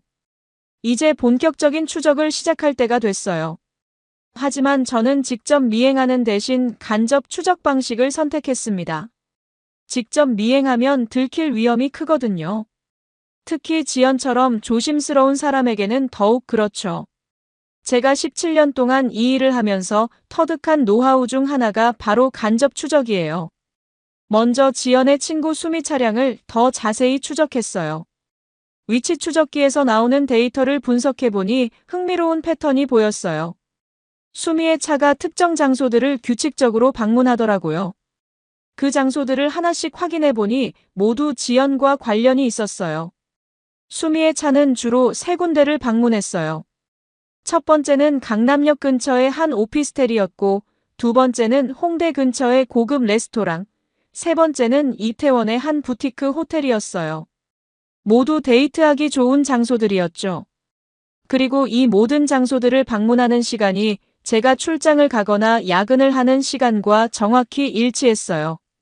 다음으로는 예약 앱을 조사했어요. 지연이 사용하는 카드 명세서를 확인해보니 이상한 결제 내역들이 있었어요. 평소에 안 가던 레스토랑, 안 쓰던 뷰티 서비스, 심지어 남성용 선물까지 구매한 기록이 있더라고요. 이런 결제들이 모두 수요일에 집중되어 있었어요. 카드 명세서를 자세히 보니 정말 충격적이었어요. 평소에 지연은 브랜드 제품을 잘 안 사는 편이었는데 최근 몇 달 동안 명품 브랜드에서 결제한 내역이 엄청 많았어요. 구찌, 프라다, 루이비통 같은 브랜드에서 수백만 원씩 결제했더라고요. 그리고 남성용 시계, 남성용 향수, 심지어 남성용 속옷까지 구매한 기록도 있었어요. 출입 기록도 중요한 단서였어요. 지연이 다니는 클리닉 건물의 출입 기록을 확인해 보니 지연이 말한 야근 시간과 실제 퇴근 시간이 다르더라고요. 클리닉에서는 6시에 퇴근했는데 집에는 8시에 들어오는 거였어요. 그 2시간 동안 어디서 뭘 한 걸까요? 건물 관리사무소에 아는 사람이 있어서 출입 기록을 확인할 수 있었어요. 지연은 정확히 오후 6시에 건물을 나갔는데 그 후 행적이 묘연했어요. 지연이 말한 대로라면 클리닉에서 야근을 해야 하는데 실제로는 건물을 나간 거였죠. 주변 CCTV도 활용했어요. 제가 아는 보안업체 직원에게 부탁해서 클리닉 주변 CCTV 영상을 확인했어요. 지연이 클리닉에서 나와서 수미의 차를 타고 어디로 가는지 추적할 수 있었죠. 영상을 보니 지연이 클리닉에서 나와서 근처 카페에서 잠깐 기다리다가 수미의 차를 타고 사라지는 모습이 찍혀 있었어요. CCTV 영상 분석 결과 지연의 행동 패턴이 명확해졌어요. 매주 수요일마다 같은 패턴을 반복하고 있었거든요. 클리닉에서 나와서 수미의 차를 타고 강남역으로 이동한 다음 그곳에서 누군가를 만나는 것 같았어요. 이런 식으로 한 달 정도 조사한 결과 드디어 핵심 인물이 등장했어요. 바로 한도윤이라는 남자였어요. 도윤은 지연이 다니는 클리닉의 팀장이었어요. 나이는 34, 미혼이고 외모도 꽤 준수한 편이더라고요. 키가 180cm 정도 되고 운동을 해서 몸매도 좋았어요. 도윤에 대한 정보를 더 수집해봤어요. 서울대학교 의과대학을 졸업했고 피부과 전문의 자격증을 가지고 있었어요. 집은 강남구 압구정동의 고급 아파트에 혼자 살고 있었고 차는 BMW 최신형을 타고 다녔어요. 가족은 부모님이 강남에서 병원을 운영하고 있어서 경제적으로 여유가 있는 편이었죠. 도윤의 일상도 추적하기 시작했어요. 도윤이 어떤 사람인지, 어떤 패턴으로 생활하는지, 누구와 어울리는지 모든 걸 파악했죠. 도윤의 소셜미디어 계정도 찾아냈어요. 평소에는 별로 포스팅을 안 하는 사람이었는데 최근 들어서 갑자기 활발해졌더라고요. 도윤의 인스타그램을 보면 럭셔리한 라이프 스타일을 자랑하는 포스팅들이 많았어요. 고급 레스토랑에서 찍은 음식 사진, 해외여행 사진, 명품 시계나 옷 사진들이 올라와 있었죠. 그리고 최근 들어서는 커플링이나 커플 아이템들을 암시하는 포스팅도 올라왔어요. 특히 도윤의 인스타그램을 보면서 확신을 가지게 됐어요. 지연이 새로 산 옷과 똑같은 브랜드의 옷을 입고 있는 사진이 올라와 있었거든요. 그리고 지연이 갔던 레스토랑과 같은 곳에서 찍은 사진도 있었어요. 물론 지연은 직접 나오지 않았지만 배경이나 소품들이 일치했어요. 도윤의 차량 번호도 확인했어요. 지연이 타고 다니는 차가 수미의 차가 아닐 때가 있었는데 그때 타고 다니는 차가 바로 도윤의 BMW였던 거예요. 번호판까지 확인했으니 이제 확실했죠. 지연과 도윤이 만나고 있다는 확실한 증거를 찾은 거예요. 가장 결정적인 건 도윤의 차량 번호였어요. 지연이 타고 다니는 차가 수미의 차가 아닐 때가 있었는데 그때 타고 다니는 차가 바로 도윤의 차였던 거예요. 번호판까지 확인했으니 이제 확실했죠. 이제 다음 단계로 넘어갈 시간이었어요. 증거를 수집하는 단계 말이에요. 하지만 이 과정에서 가장 중요한 건 절대 들키지 않는 거였어요. 지연이 경계심을 가지게 되면 모든 게 물거품이 되거든요. 그래서 더욱 조심스럽게 접근해야 했어요. 이제 본격적인 덫을 놓을 시간이었습니다. 저는 익명 의뢰인으로 도윤에게 접근하기로 했어요. 가짜 신분을 만들어서 도윤에게 탐정 서비스를 의뢰하는 척한 거죠. 물론 실제로는 존재하지 않는 사건이었지만 도윤은 그걸 모르니까요. 이런 방법을 허니트랩이라고 하는데 상대방의 경계심을 풀고 접근하는 전술이에요. 가짜 의뢰 내용은 이랬어요. 제가 중소기업 사장이고 직원 중 한 명이 회사 기밀을 빼돌리고 있는 것 같아서 조사를 의뢰한다는 스토리였어요. 도윤에게는 제가 그 직원과 같은 피부과를 다니는 고객이라고 소개했죠. 그래서 도윤에게 그 직원의 행동을 관찰해달라고 부탁했어요. 도윤에게 처음 연락했을 때 반응이 재미있었어요. 처음에는 경계하더니 제가 전문적으로 접근하자 점점 마음을 열기 시작했어요. 도윤은 평소에 미스터리나 추리소설을 좋아한다고 했는데 실제 탐정과 만나게 되니까 흥미로워했거든요. 몇 번 만나서 이야기를 나누다 보니 친구처럼 가까워졌죠. 도윤은 자기가 사설 탐정과 친구가 된 줄 알았지만 실제로는 제 손바닥 위에서 놀고 있었던 거예요. 저는 도윤에게 탐정 일의 재미있는 에피소드들을 들려주면서 신뢰관계를 구축했어요. 도윤과 친해지면서 많은 정보를 얻을 수 있었어요. 도윤이 어떤 사람인지, 어떤 취향을 가지고 있는지, 그리고 가장 중요한 건 누구와 만나고 있는지까지 알게 됐죠. 도윤은 자기가 연애를 하고 있다는 걸 숨기려고 했지만 제가 몇 번 술을 사주고 대화를 나누다 보니 모든 걸 털어놓더라고요. 도윤이 술에 취해서 한 말이 결정적이었어요. 형, 사실 저 요즘 연애하고 있어요. 그런데 그 여자가 기혼자라서 조심스러워요. 남편이 탐정이라서 더 조심해야 해요라고 말하더라고요. 그 순간 저는 모든 퍼즐이 맞춰지는 느낌이었어요. 도윤은 계속해서 자신의 연애담을 털어놨어요. 그 여자 정말 매력적이에요. 나이도 적당하고 직장에서도 능력 있고 무엇보다 남편한테 소홀히 대받고 있다더라고요. 남편이 일만 하고 가정에는 관심이 없대요라고 하더군요. 정말 어이가 없었어요. 제가 일만 한다고요? 지연을 위해서 얼마나 많은 시간과 노력을 투자했는데 말이에요. 더 충격적인 건 도윤이 지연과의 관계를 자랑스러워한다는 거였어요. 형, 정말 스릴 넘쳐요. 탐정 남편 몰래 만나는 거. 마치 영화 같아요라고 말하더라고요. 둘 다 이 상황을 게임처럼 즐기고 있었던 거예요. 동시에 지연의 동선에 맞춰서 스파이캠을 설치했어요. 지연이 자주 가는 장소들에 미리 소형 카메라를 설치해 둔 거죠. 요즘 스파이캠은 정말 작아서 볼펜이나 단추, 심지어 안경테에도 숨길 수 있거든요. 물론 불법이지만 이런 상황에서는 어쩔 수 없었어요. 가장 먼저 설치한 곳은 도윤의 차량이었어요. 도윤이 클리닉에서 일하는 동안 주차장에 가서 차 안에 초소형 카메라를 설치했어요. 룸미러 뒤쪽에 설치해서 전혀 눈에 띄지 않게 했죠. 이 카메라로 차 안에서 벌어지는 모든 일을 녹화할 수 있었어요. 에어비앤비 관리자와도 협조를 얻었어요. 지연과 도윤이 자주 이용하는 숙소의 관리자에게 사정을 설명하고 도움을 요청했죠. 처음에는 거절했지만 제가 합법적인 사설 탐정이라는 걸 증명하고 정당한 이유를 설명하자 협조해 주더라고요. 숙소 입구와 방 안에 카메라를 설치할 수 있게 해줬어요. 그뿐만 아니라 지연이 자주 가는 레스토랑과 카페에도 협조를 요청했어요. 물론 모든 곳에서 협조해준 건 아니지만 몇 군데에서는 도움을 받을 수 있었어요. 특히 한 카페 사장은 자신도 불륜으로 고생한 경험이 있어서 적극적으로 도와줬어요.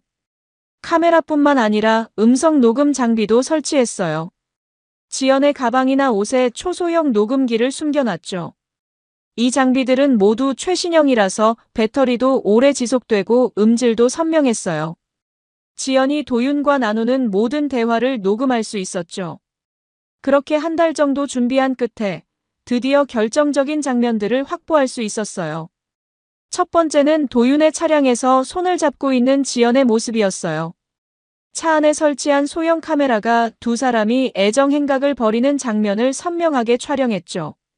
지연이 도윤의 손을 잡고 무언가를 속삭이는 모습, 도윤이 지연의 뺨에 키스하는 모습까지 모든 게 담겨 있었어요. 특히 충격적이었던 건 지연이 도윤에게 당신이 내 진짜 남편 같아라고 말하는 장면이었어요. 그리고 도윤이 그럼 진짜 이혼하고 나랑 결혼할래? 라고 물어보자 지연이 조금만 더 기다려줘. 재산 정리하고 깔끔하게 처리할게라고 답하더라고요.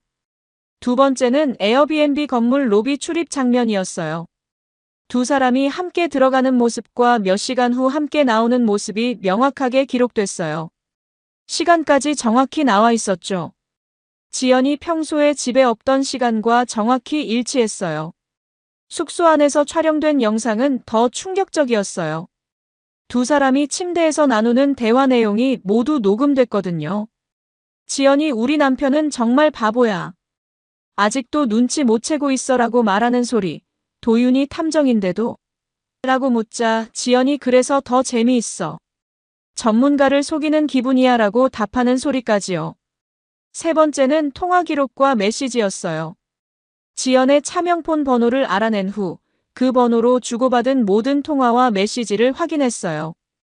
둘 사이에 오간 애정 표현들, 만날 약속들, 심지어 저에 대한 험담까지 모든 게 기록되어 있었어요. 메시지 내용 중에 가장 충격적이었던 건 이거였어요. 지연이 도윤에게 오늘 남편이 출장 간대. 우리 집에서 만날까? 라고 보낸 메시지였어요. 그리고 도윤이 진짜? 스릴 넘치겠네라고 답한 거죠. 제가 출장으로 집을 비운 사이에 제 집에서 만났다는 얘기였어요. 가장 충격적인 건 지연이 도윤에게 보낸 메시지였어요. 우리 남편은 탐정이라서 조심해야 해. 하지만 바보라서 눈치 못 채고 있어. 이런 내용이었죠. 지연은 자기가 완벽하게 속이고 있다고 생각했던 거예요. 모든 증거들을 암호화된 USB에 정리했어요. 동영상, 사진, 통화 기록, 메시지, 위치 추적 데이터, 카드 사용 내역까지 모든 걸 시간순으로 정리했죠. 총 용량이 몇 기가바이트나 됐어요. 이렇게 완벽한 증거가 있으면 법정에서도 충분히 인정받을 수 있을 거예요. USB를 정리하면서 묘한 기분이 들었어요. 슬픔이나 분노보다는 실망감이 더 컸죠. 10년 넘게 함께 살아온 사람이 이런 식으로 저를 속이고 있었다는 사실이 믿기지 않았어요. 하지만 이제 결정을 내릴 시간이었어요. 이상하게도 지연은 제가 모든 증거를 수집하고 있는 동안 점점 더 자만하게 됐어요. 완벽히 숨겼다고 믿고 안심한 상태였죠. 오히려 저에게 공격적으로 나오기 시작했어요. 요즘 왜 이렇게 무관심해? 예전엔 내가 어디 가는지 관심도 많았는데 이런 식으로 태세를 전환한 거예요. 지연의 이런 변화가 정말 기가 막혔어요. 평소에는 제가 관심을 보이면 간섭한다고 싫어했는데 막상 관심을 안 보이니까 서운하다고 하는 거였거든요. 심지어 다른 여자라도 생겼나? 라고 의심하기까지 했어요. 자기는 다른 남자와 바람을 피우면서 말이에요. 지연의 이런 모습을 보면서 정말 어이가 없었어요. 자기가 바람을 피우면서도 저한테 관심을 보이라고 요구하는 거였거든요. 심지어 다른 여자 생겼냐고 의심하기도 했어요. 정말 뻔뻔하더라고요. 어떻게 이런 이중적인 태도를 보일 수 있는지 이해할 수 없었어요. 어느 날은 지연이 제게 우리 예전처럼 데이트나 할까? 라고 제안하기도 했어요. 도윤과 만나서 돌아온 바로 그날 밤의 말이에요. 그 순간 정말 역겨웠어요. 다른 남자와 시간을 보내고 와서는 저한테 데이트를 하자니 이게 정상적인 사람의 행동인가 싶었거든요. 저는 무표정으로 맞대응했어요. 감정을 드러내지 않았죠. 지연이 뭐라고 해도 그냥 그래 알겠어 이런 식으로만 대답했어요. 속으로는 그래 연기 계속해봐. 끝까지 가보자라고 생각했죠. 이미 제 마음속에서는 지연과의 관계가 끝난 상태였거든요. 지연은 제 반응이 이상하다고 느꼈는지 더 적극적으로 나오기 시작했어요. 평소에 안 하던 애교도 부리고 제가 좋아하는 음식도 해주고 심지어 새로운 속옷을 입고 유혹하기도 했어요. 하지만 그 모든 게 가짜라는 걸 알고 있으니까 더 역겨웠죠. 특히 지연이 새로 산 란제리를 입고 나타났을 때는 정말 기가 막혔어요. 그 란제리가 바로 도윤에게 선물 받은 거라는 걸 알고 있었거든요. 카드 사용 내역을 보니 도윤이 결제한 게 분명했어요. 다른 남자가 사준 속옷을 입고 저를 유혹하는 거였어요. 지연은 또 제게 마사지를 해주겠다고 하면서 스킨십을 시도하기도 했어요. 평소에는 그런 걸 잘 안 하는 사람이었는데 갑자기 적극적으로 나오니까 더 의심스러웠죠. 아마 도윤한테 배운 기술을 저한테 써보려는 것 같았어요. 어느 날 밤 지연이 제게 다가와서 우리 요즘 소원해진 것 같아. 어디 여행이라도 갈까? 라고 제안했어요. 그때 정말 웃음이 나왔어요. 다른 남자와 바람을 피우면서도 저한테 여행을 가자고 하는 거였거든요. 게다가 그 여행비를 어떻게 마련할 건지도 궁금했어요. 도윤한테 받은 돈으로 할 건가요? 지연이 제안한 여행지도 재미있었어요. 제주도나 부산 같은 국내 여행지가 아니라 일본 오키나와를 가자고 하더라고요. 나중에 알고 보니 도윤과 이미 가본 곳이었어요. 둘이 함께 다녀온 곳에 저까지 데려가려는 거였죠. 저는 그때 결심했어요.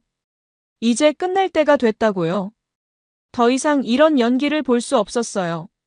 지연이 도윤과 만나러 가는 모습을 보고 집에 혼자 있으면서 저를 기다리는 척하는 모습을 보는 게 너무 괴로웠거든요. 며칠 후 지연이 또 도윤과 만나러 나간 사이에 저는 모든 준비를 끝냈어요. 이혼 서류를 작성하고 변호사와 상담도 받았죠. 증거 자료들도 모두 정리했고요. 변호사는 이 정도 증거면 유리하게 이혼할 수 있다고 했어요. 은행 계좌도 정리했어요. 공동 계좌의 돈을 모두 제 개인 계좌로 이체하고 지연이 모르는 새 계좌도 만들었죠. 부동산도 마찬가지였어요. 집은 제 명의였으니까 지연이 가져갈 수 없었고요. 지연이 집에 돌아와서 평소처럼 오늘 수미랑 쇼핑하다가 늦었어라고 거짓말을 했을 때 저는 그냥 고개만 끄덕였어요. 지연은 제가 믿고 있다고 생각했겠지만 사실 저는 그 시간에 지연이 어디서 뭘 했는지 다 알고 있었거든요. 도윤과 강남의 한 호텔에서 만났다는 것까지 말이에요. 그날 밤 지연이 씻고 나와서 침대에 누우면서 여보 사랑해라고 말했어요. 그 말을 들으면서 정말 마음이 아팠어요. 진짜 사랑한다면 다른 남자와 바람을 필 수 있을까요? 결국 모든 게 거짓이었던 거죠. 그 사랑해라는 말도 그냥 습관적으로 하는 말이었을 거예요. 다음 날 아침 저는 평소와 다르게 일찍 일어나서 커피를 타고 있었어요. 지연이 일어나서 오늘 왜 이렇게 일찍 일어났어? 라고 물었을 때 저는 처음으로 진실을 말할 준비가 되었다고 생각했어요. 그날 저녁 지연이 클리닉에서 돌아왔을 때 저는 거실 소파에 앉아 있었어요. 평소와 다르게 TV도 켜지 않고 조용히 앉아 있었죠. 지연이 왜 그렇게 앉아 있어? 무슨 일 있어? 라고 물었을 때 저는 조용히 이혼 서류를 꺼내서 테이블 위에 올려놓았어요. 지연의 얼굴이 순간 굳어졌어요. 이게 뭐야? 라고 묻는 목소리가 떨리고 있었죠. 저는 아무 말 없이 서류를 가리켰어요. 이혼 신청서라고 큰 글씨로 써 있었거든요. 지연은 서류를 들여다보면서 점점 얼굴이 창백해졌어요. 지연이 당황하며 설마 바람이라도 피웠다고 의심하는 거야? 정말 말도 안 돼. 나는 그런 사람 아니야 라고 소리쳤어요. 그때 저는 정말 기가 막혔어요. 자기가 바람을 피우면서도 저를 의심한다고 화를 내는 거였거든요. 연기력이 정말 대단하더라고요. 지연은 계속해서 자신의 결백을 주장했어요. 여보, 정말 오해야. 나는 당신 외에는 다른 남자 생각해 본 적도 없어. 왜 갑자기 이런 얘기를 하는 거야? 라고 하면서 울음을 터뜨리기까지 했어요. 하지만 저는 이미 모든 진실을 알고 있었죠. 그때 저는 여전히 아무 말 없이 암호화된 USB를 꺼내서 지연 앞에 내밀었어요. 그리고 조용히 말했어요. 이걸 보고 나서 할 말이 있으면 해. 지연이 USB를 받아들 때 손이 덜덜 떨리고 있었어요. 지연이 USB를 받아들고 노트북에 연결했어요. 파일을 하나씩 열어보는 지연의 얼굴이 점점 창백해졌어요. 도윤과 함께 있는 사진들, 둘이 주고받은 메시지들, 통화 기록들이 모두 나왔거든요. 특히 동영상 파일을 봤을 때는 완전히 넋이 나간 것 같았어요. 첫 번째로 나온 건 도윤의 차 안에서 찍힌 영상이었어요. 두 사람이 키스하고 애정 표현을 하는 모습이 선명하게 담겨 있었죠.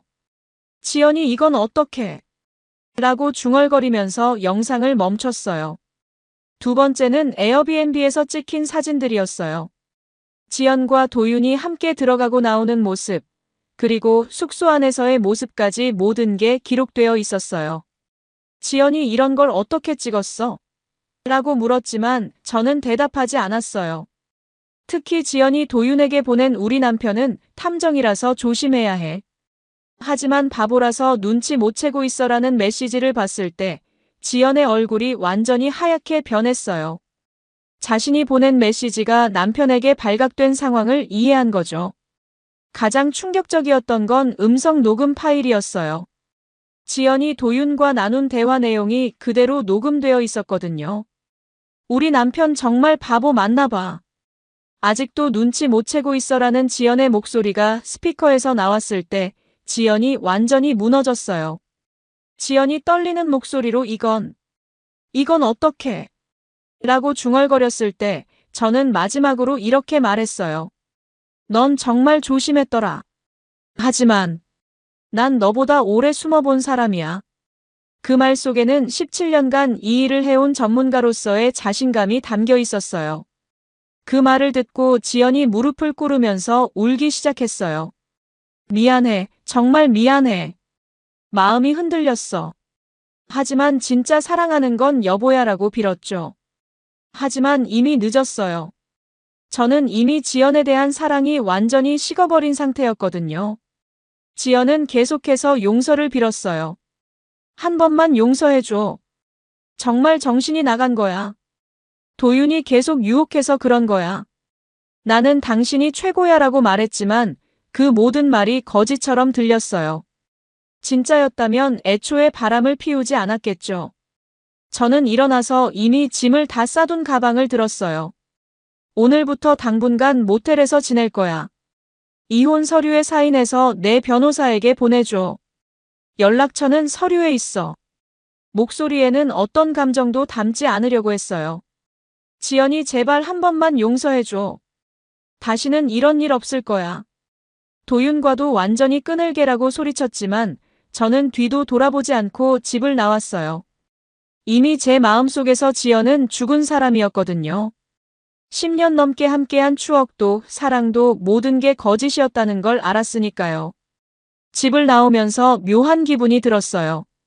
슬프기보다는 후련했어요. 이제 더 이상 거짓말을 듣지 않아도 되고 가짜 사랑 연기를 보지 않아도 되니까요. 무엇보다 진실을 밝혀냈다는 성취감이 있었어요. 역시 17년간 쌓은 실력은 어디 가지 않더라고요.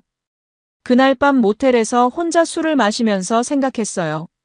10년 넘게 함께 살아온 사람이 이렇게 쉽게 저를 속일 수 있다는 게 믿기지 않았어요. 하지만 동시에 제가 이런 일을 업으로 삼고 있는 것도 아이러니했죠. 다른 사람의 분류는 그렇게 쉽게 찾아내면서 내 아내의 분류는 몇 달이나 모르고 있었으니까요. 그 후 일주일 동안은 정말 전쟁 같았어요. 지연이 처음엔 발악하다가 점점 절망하는 모습을 지켜봐야 했거든요. 지연은 매일 전화해서 용서를 빌었지만 저는 받지 않았어요. 변호사를 통해서만 연락하라고 했죠. 지연은 결국 클리닉에 사직서를 제출했어요. 도윤과 같은 공간에서 일할 수 없었던 거죠. 게다가 직장 동료들도 이 사실을 알게 되면서 눈총을 받기 시작했어요. 수미도 지연의 거짓말에 가담한 게 밝혀져서 함께 사직해야 했고요. 도윤도 상황이 심각해졌어요. 회사에서 징계를 받고 다른 지점으로 좌천됐거든요. 클리닉 원장이 이 사실을 알게 되자 즉시 인사조치를 취한 거예요. 직장 내 분류는 회사 이미지에 큰 타격을 주니까요. 더 재미있는 건 도윤이 지연을 버렸다는 사실이에요. 상황이 복잡해지자 도윤은 이혼하면 연락하라면서 지연과 연락을 끊어버린 거예요. 지연이 가장 필요할 때 배신당한 거죠. 결국 도윤에게는 지연이 그냥 재미있는 불륜 상대에 불과했던 거예요. 지연은 저에게 협박을 시도하기도 했어요. 당신도 불법 촬영한 거 아니야? 나도 고소할 수 있어라고 하더라고요. 하지만 제가 이미 법적 조치를 다 준비해뒀죠. 변호사와 상의해서 모든 증거를 합법적인 방법으로 수집했다는 걸 증명할 수 있었어요. 사실 제가 가장 치밀하게 준비한 건 재산 분할이었어요. 지연이 바람을 피우는 동안 저는 이미 모든 재산을 정리하고 새로운 곳으로 옮겨뒀거든요. 집은 애초에 제 명의였고 예금도 모두 제 계좌로 이체했어요. 지연이 가져갈 수 있는 건 거의 없었죠. 지연의 부모님께도 상황을 알렸어요. 정리된 영상과 기록 일부를 보내드렸죠. 처음에는 제가 거짓말을 하는 줄 알고 화를 내셨는데 증거를 보시고는 완전히 충격을 받으셨어요. 특히 지연의 어머니는 이런 딸을 어떻게 키웠나라며 자책하셨죠. 장인어른과 장모님은 결국 지연과 절연을 선언하셨어요. 우리 딸이 이런 짓을 했다니 정말 죄송하다며 저에게 사과하시더라고요. 그리고 지연에게는 다시는 집에 오지 말아라고 하셨어요. 가장 충격적이었던 건 지연의 친구들 반응이었어요. 지연이 평소에 완벽한 아내라고 자랑하던 친구들이 사실을 알고는 모두 등을 돌렸거든요. 특히 기혼 친구들은 내 남편한테도 나쁜 영향을 줄까봐 무섭다며 연락을 끊어버렸어요. 지연은 점점 고립되어 갔어요. 직장도 잃고 친구도 잃고 부모님께도 버림받고 심지어 바람 상대한테도 차인 거죠. 혼자 남은 지연은 정신적으로 완전히 무너졌어요. 매일 술을 마시면서 자포자기 상태가 됐다고 하더라고요. 그런 와중에도 지연은 계속 저에게 연락을 시도했어요. 문자로, 이메일로, 심지어 제 사무실까지 찾아와서 빌기도 했어요. 다시 시작하자 모든 걸 원래대로 돌리자고 했지만 이미 늦었어요. 깨진 거울은 다시 붙일 수 없잖아요. 이혼 조정 과정에서도 지연은 계속 저항했어요. 재산 분할에서 자신의 몫을 요구했지만 불륜의 유책 배우자라는 점 때문에 거의 받을 수 없었어요. 법적으로도 저에게 유리한 상황이었거든요. 결국 지연은 손에 아무것도 남지 않은 채 이혼에 동의할 수밖에 없었어요. 집도, 돈도, 가족도, 친구도 모든 걸 잃었죠. 자업자득이라고 생각했어요. 10년 넘게 쌓아온 신뢰를 하루아침에 배신한 대가였으니까요. 도윤 역시 상황이 심각해졌어요. 회사에서 좌천당한 건 물론이고 의료계 내에서도 소문이 돌기 시작했어요. 기혼 여성과 불륜을 저지른 의사라는 낙인이 찍힌 거죠. 앞으로 커리어에 큰 타격을 받을 것 같았어요. 특히 도윤의 부모님이 이 사실을 알고는 완전히 분노하셨다고 해요. 의사 집안의 자존심을 망가뜨렸다면서 도윤을 집에서 쫓아내셨거든요. 도윤도 결국 혼자가 된 거죠. 더 웃긴 건 도윤과 지연이 서로를 원망하기 시작했다는 거예요. 도윤은 지연이 먼저 유혹했다고 주장했고 지연은 도윤이 강요했다고 말했어요. 위기가 닥치자 서로 책임을 떠넘기기 시작한 거죠. 저는 이 모든 상황을 멀리서 지켜보면서 씁쓸한 기분이 들었어요.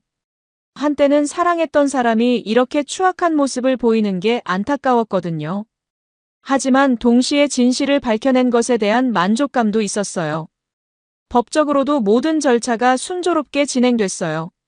제가 수집한 증거들이 워낙 완벽해서 지연 측에서도 반박할 여지가 없었거든요. 변호사도 이 정도 증거는 처음 본다며 감탄했어요. 이혼이 확정되고 나서 저는 새로운 사무실로 이사했어요. 예전 사무실은 지연이 알고 있었으니까 완전히 새 출발을 하고 싶었거든요. 새 사무실은 더 크고 시설도 좋았어요. 이번 일을 계기로 제 실력이 더 알려지면서 의뢰도 많이 들어왔거든요. 무엇보다 제 자신에 대한 확신이 생겼어요. 가장 가까운 사람도 속일 수 없는 저만의 노하우가 있다는 걸 증명한 거였으니까요. 이제 어떤 의뢰가 와도 자신 있게 해결할 수 있을 것 같았어요. 이혼 후 6개월이 지났을 때 지연의 근황을 들을 기회가 있었어요. 예전에 지연과 친했던 동료가 우연히 저에게 연락해서 말해준 건데 지연은 완전히 무너져 있었다고 해요. 새로운 직장도 구하지 못하고 있었고 원룸에서 혼자 살면서 우울증까지 생겼다는 거예요. 지연의 부모님도 끝까지 지연과 연락을 끊고 계셨어요. 장모님이 지인들에게 딸이 죽었다고 생각한다고 말씀하셨다는 얘기까지 들렸어요. 평생 자랑스러워하던 딸한테 이런 배신을 당하신 심정이 어떨지 이해할 수 있었어요. 도유는 지연보다는 상황이 나았지만 그래도 예전 같지는 않았어요. 좌천된 지점에서 조용히 일하고 있었지만 승진이나 좋은 기회는 당분간 기대하기 어려울 것 같았어요. 의료계는 생각보다 좁은 사회라서 한 번 소문이 나면 회복하기 어렵거든요. 그 두 사람이 서로에게 버림받고 각자의 길을 가게 된 걸 보면서 진짜 사랑이 아니었다는 게 확실해졌어요. 진짜 사랑이었다면 어려울 때 더 의지했을 텐데 위기가 오자마자 서로를 버린 거잖아요. 결국 순간의 감정과 자극에 빠진 거였죠. 반면 저는 완전히 새로운 인생을 시작하고 있었어요. 이번 사건을 계기로 제가 쌓아온 추적 기술과 기록 정리 능력을 많은 사람들이 알게 됐거든요. 그래서 유튜브 채널을 개설하기로 결심했어요. 채널명은 사설탐정의 눈이었죠. 첫 번째 영상의 제목은 완벽하게 숨긴 아내, 하지만 난 모든 걸 알고 있었다였어요. 물론 개인정보는 모두 모자이크 처리하고 가명을 사용했지만 사건의 전말을 상세히 공개했죠. 어떤 방법으로 추적했는지, 어떤 증거를 수집했는지 모든 과정을 설명했어요. 반응이 폭발적이었어요. 업로드한 지 일주일 만에 조회수가 100만을 넘었고 댓글도 수천 개가 달렸어요. 정말 소름 돋는다. 나도 남편 조사해달라. 이런 전문가가 있다니 이런 댓글들이 쏟아졌죠. 특히 비슷한 상황에 있는 사람들의 반응이 뜨거웠어요. 우리 아내도 요즘 이상한데 혹시 조사해 주실 수 있나요? 남편이 수상해서 확인하고 싶어요. 이런 문의가 계속 들어왔어요. 입소문을 타면서 구독자 수가 급속히 늘어났죠.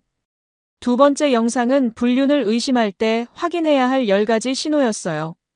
제가 17년 동안 쌓은 노하우를 정리해서 일반인들도 쉽게 확인할 수 있는 방법들을 소개했죠. 이 영상도 큰 인기를 끌었어요. 세 번째 영상은 스마트폰으로 배우자 추적하는 방법이었고, 네 번째는 불륜의 증거를 법적으로 유효하게 수집하는 방법이었어요. 매주 새로운 영상을 올릴 때마다 구독자가 늘어났고, 6개월 만에 구독자 수가 50만을 돌파했어요. 유튜브 채널이 유명해지면서 언론에서도 관심을 보이기 시작했어요. 한 케이블 방송에서 인터뷰 요청이 들어왔고 신문사에서도 기사를 쓰고 싶다고 연락이 왔어요. 저는 이런 기회들을 적극 활용했죠. 방송 인터뷰에서 제가 한 말이 화제가 됐어요. 불륜은 숨길 수 있다고 생각하지만 전문가의 눈은 속일 수 없습니다. 아무리 조심해도 반드시 흔적이 남아요라고 했는데 이 말이 많은 사람들에게 인상 깊게 다가간 것 같았어요. 출판사에서도 연락이 왔어요. 제 경험담과 노하우를 책으로 출간하자는 제안이었죠. 책 제목은 탐정의 눈으로 본 불륜의 진실로 정했어요. 출간 전부터 예약 주문이 쏟아져서 베스트셀러가 될 것 같다는 얘기를 들었어요. 전국 각지에서 의뢰가 쏟아지기 시작했어요. 불륜 조사는 물론이고 사기 사건, 실종 사건까지 다양한 의뢰들이 들어왔어요. 민우님, 저희 남편도 좀 조사해 주세요. 민우님, 혹시 제 아내 좀 확인해 주실 수 있나요? 이런 요청들이 매일 들어왔죠. 심지어 연예인 스캔들 폭로 요청까지 들어왔어요. 물론 이런 건 정중히 거절했지만 제 실력이 그만큼 인정받고 있다는 증거였죠. 연예계에서도 제 이름이 알려진 거예요. 대한민국 사설탐정협회에서도 연락이 왔어요. 민우님, 저희 후배들 좀 교육 부탁드립니다 라고 하더라고요. 제가 사설탐정계의 교과서 같은 존재가 된 거죠. 실제로 탐정 아카데미에서 강의 요청도 여러 번 들어왔어요. 새로운 사무실도 확장했어요.